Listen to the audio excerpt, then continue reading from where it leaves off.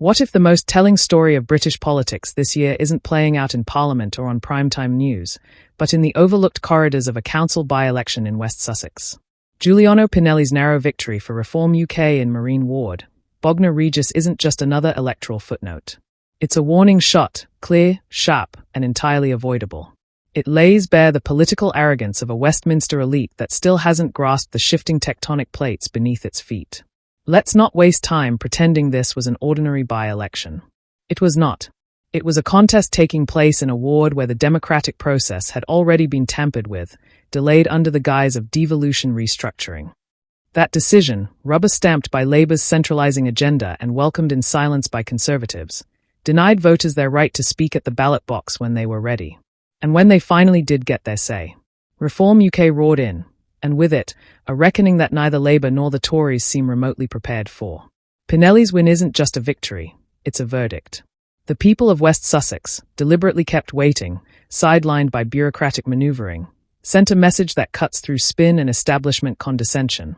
Delay democracy, and you'll pay for it. Reform didn't just pip the Lib Dems. They exposed the fragility of a political order clinging to life through procedural gymnastics and unearned loyalty. We must be crystal clear about what is happening. Labour's devolution plans, marketed as administrative modernisation, are political trench warfare in disguise. By pushing for unitary authorities and engineering electoral delays, Labour isn't decentralising power, it's neutralising threats. Reform UK's rising popularity in key districts posed too much of a risk, so the game was paused. The rules rewritten, the table tilted, and the electorate noticed. Now they are responding with more than frustration. They are responding with action.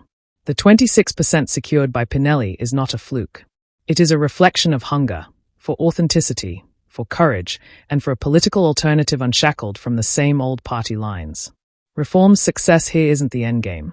It is the prologue. What makes this victory even more potent is the context. The late Jim Brooks, a much-loved independent, had held the seat for years on the back of personal trust. Reform didn't inherit that trust, they earned their share of it. And they did it by speaking plainly, standing firmly, and refusing to treat local elections as mere warm-ups for national contests. That's more than can be said for either of the legacy parties, whose candidates offered the same recycled slogans and safe messaging that have become the hallmark of their irrelevance. Meanwhile, Labour's vote has withered, and the Conservatives? They are a hollowed-out shell, defending more than 900 seats with neither the credibility nor the momentum to justify their continued dominance. This is not the party of Thatcher or even Johnson. It is a party of excuses, trying to coast on the faded glory of a vaccine bounce that is 4 years and a political lifetime old. Let's not underplay what's coming. Reform UK is not just chipping away at the political establishment, it is preparing to detonate it. New polling shows the party poised to dominate in the mayoral races in Lincolnshire and Hull. Andrea Jenkins, a former Conservative minister-turned-insurgent, is leading in Greater Lincolnshire with a commanding 40%. That's not protest voting. That's preference. That's conviction. The political class continues to mock reform, clinging to a fantasy in which Nigel Farage and his allies are mere disruptors without staying power. They are wrong, fatally wrong. Reform's message is resonating because it confronts rather than evades.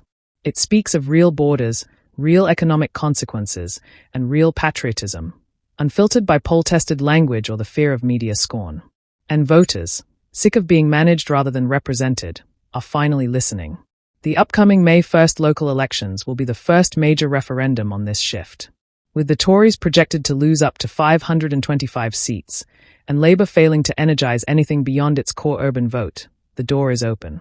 Reform is walking through it, and dragging the old order out by its heels. So yes, Pinelli's win is a by-election. But it's also a blueprint.